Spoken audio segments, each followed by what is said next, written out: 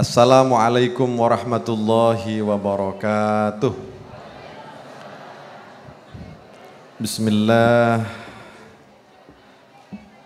Bismillahirrahmanirrahim. Bismillahilladzi hadana ila tariqis sa'adah. Walhamdu wa syukru ala ni'amihi ghairil muta'addidah. Assalatu wassalamu ala nabiyhi sayyidina Muhammad alladzi jaa ilaina birrisalatil khalidah wa ala alihi wa ashabihi alladzina ja'u tamassaku jami'ahum bil mawaddah warrahmah wal mahabbah. Amma ba'dah. Hadratal muhtaramin, para alim, para kiai, para habib, para ustadz, para gus, para ibu nyai, ustadzah, para tokoh masyarakat, para bapak, ibu, sedaya ingkang rawuh yang hadir di majelis Maulid Nabi yang dilaksanakan di Pondok Pesantren Ar-Raudhah Peter Pan. Oh, Pasar Pan, Peter Pan. Ingkang kaula hormati, wabil khusus Al-Mukarram Kiai Haji Ahmad Suadi bin Kiai Haji Abu Amar beserta seluruh keluarga dan para alim ulama, para habib yang hadir, rahimakumullah, para pejabat pemerintah baik dari unsur TNI, Polri, Pak Camat, Pak Lurah, Pak Kelebun, Pak Tenggi, Pak RT, Pak RW, sedaya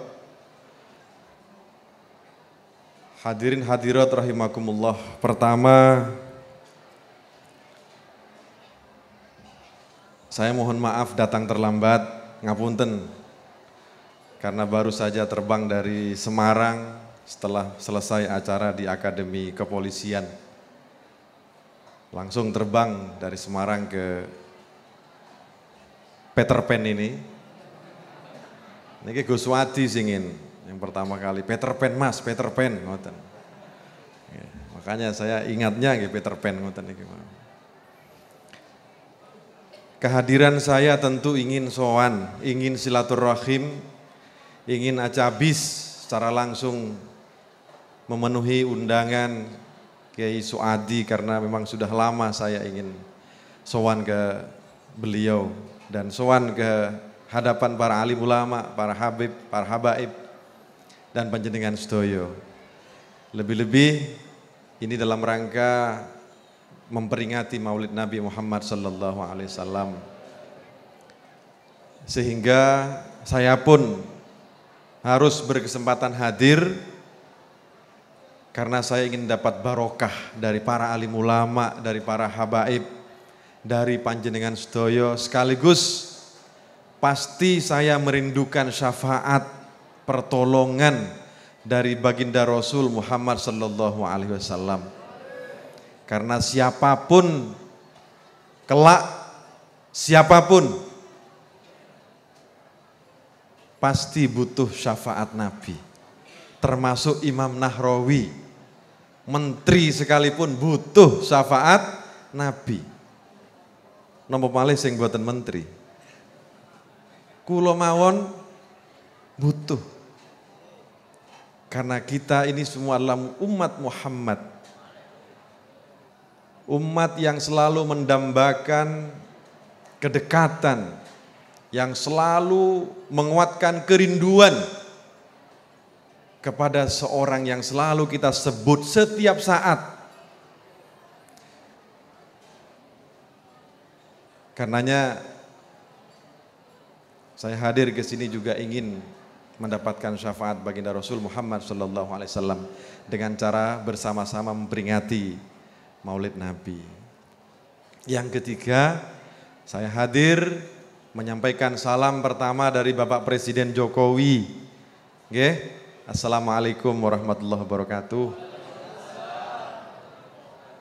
Beliau menyampaikan salam hormat. Beliau akan terus membimbing umat, mengawal negara, mengawal negeri ini menjadi baldatun thayyibatun wa rabbun ghafur.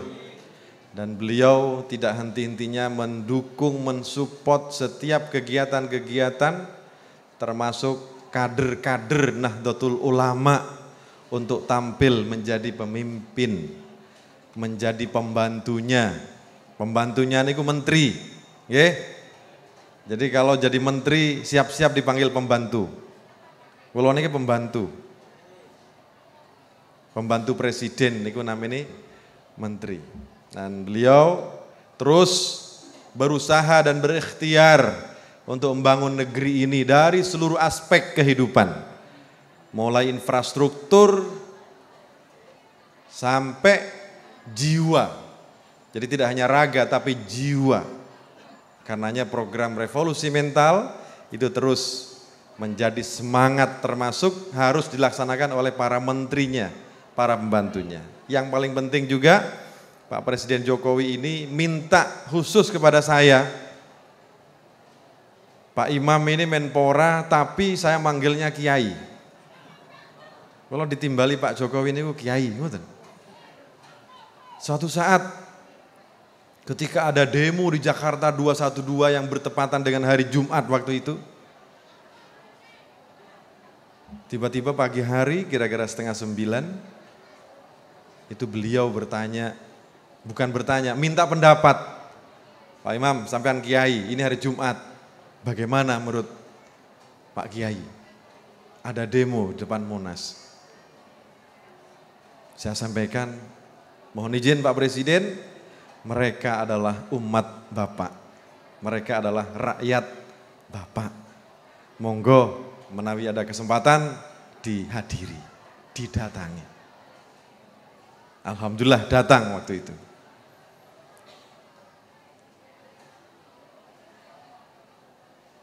Yang kedua, beliau Presiden juga sering wanti-wanti pada saya, tolong program Menpora itu berikan porsi kepada para santri, kepada pondok pesantren, kepada Nahdlatul Ulama. Karena sampean itu berasal dari pondok pesantren, berasal dari Nahdlatul Ulama. Ngoten. Berasal juga dari Partai Kebangkitan Bangsa, PKB. Saya mikir, kalau Presiden sudah perintah seperti itu, apa yang harus saya lakukan? Akhirnya saya sesuaikan dengan tugas saya sebagai Menteri Pemuda dan Olahraga. Wah, lapor Pak Presiden. Pak Presiden izin kami akan bikin bal-balan antar pondok pesantren. Kersane santri niku boten namung sukses sebagai supporter, tapi juga sukses sebagai pemain sepak bola. Bisa Pak. Caranya siap saya laksanakan.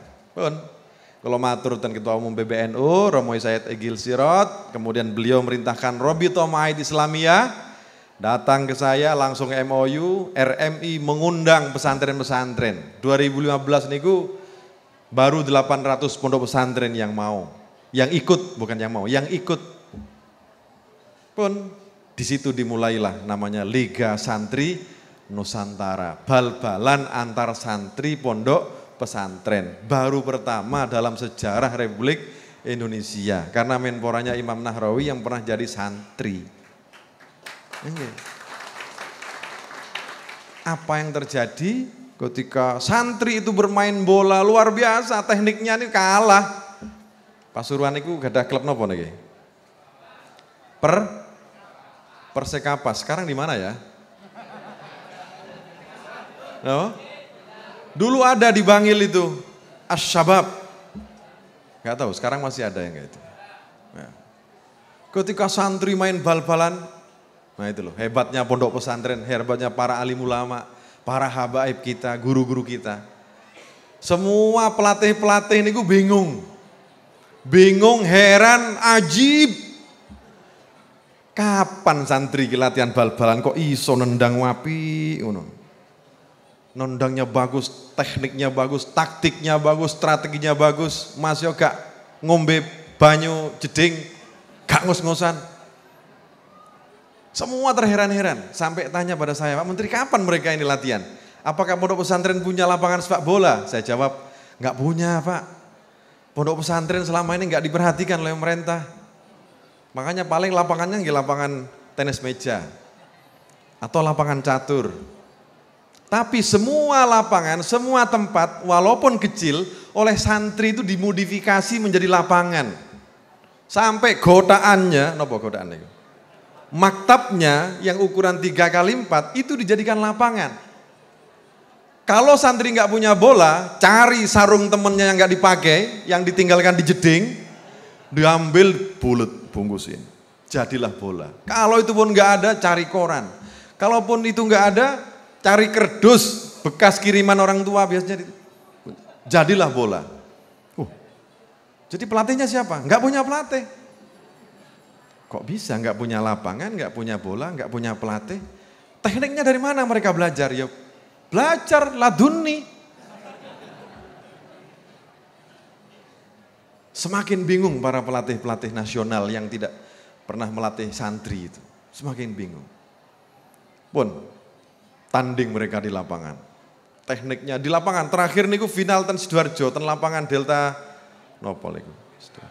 Delta Surya, Deltras nggih. Tanding mereka, subhanallah. Final niku pelatih ini bunti. Oh, jenengan pelatih ini. Jenengan sing bagian nyuwuk biasanya kan.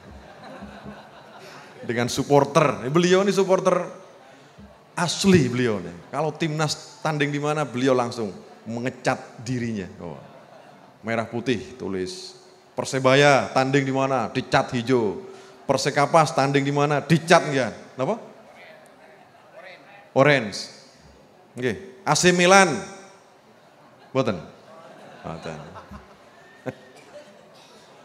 Nah, terakhir 2015 kalau cerita teman jenengan ketika final itu Pondok Pesantren Al Asy'ariyah Tangerang Selatan yang sekarang santrinya menjadi pemain timnas namanya Rafli. Bertemu dengan pesantren ya Allah asuhannya Kiai Rois Syuriah Nahdlatul Ulama Jember. Kiai Muhyiddin Abdus Somad, tanding dan Sidoarjo. Ribuan, puluhan ribu supporter nonton di sana. Semua terkagum-kagum, santri kapan oleh main bal-balan, kok ya pinter. Pinter sekali. Saya bilang ini selain karena mereka punya kemauan, punya ketakdiman, punya ketertiban. Sekaligus mereka ini pasti disiplin, juga karena tirakat. Mereka nggak disuplai oleh gizi yang cukup karena kadang kirimannya telat. Mereka tidak minum air aqua yang biasa diminum oleh pemain-pemain nasional karena yang diminum air jeding atau air sumur. Nah, kecuali yang dapat aqua itu. Atau paling pol niku air kerek. Napa kerek niku? Air intip. Air intip. Akhirnya tim gizi saya bilang, coba kamu periksa. Jangan-jangan intip itu, kandungan air intip itu ada kalori atau ada oksigen yang tiada tara. Sehingga mereka main 45 kali 2 itu bisa lari ke sana kemari. Saya minta betul mereka itu. Terakhir saya bilang ke pelatih ini, tapi di balik ini semua ada kekuatan spiritual yang diajarkan di pondok pesantren. Ada hizib di situ, ada solawat di situ, ada maulidan di situ, ada tahlilan, ada tibaan. Namanya hizib itu macam-macam. Ada hizib nasor, hizib khofi, hizib nomale, hizib bahar, nomale. Hizib sakran, tas enten sakran nggih. Nggih. Pelatih nggak percaya, apa iya memadukan antara teknik dan kekuatan spiritual? Ternyata benar terjadi. Ketika santri 2 pesantren ini tanding di atas para kiainya, mengeluarkan hizib dan tenaga dalam masing-masing dari atas nih. Bismillahirrahmanirrahim. Bismillahirrahmanirrahim. Luar biasa mainnya, 45 menit kali 2, ini kemudian kesel nama-nama. Buatan kesel nama-nama. Nah, sekarang ini menjadi trademark.